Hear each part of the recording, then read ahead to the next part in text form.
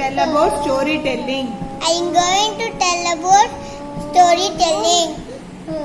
The hare and the tortoise. The hare and the tortoise. Once a hare அப்படி காமிக்க சொல்லிருக்கேன். Once a hare and tortoise had a race.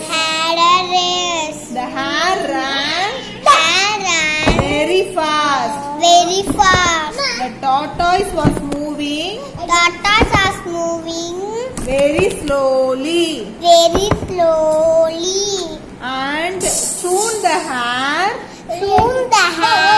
was very far from him. The hare decided to take rest. But he fell asleep.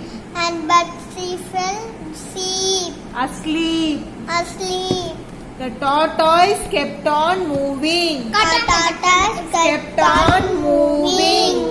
The hare woke up and started running. But the tortoise reached the finishing line first.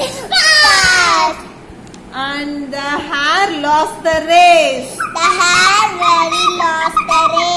The moral of the story is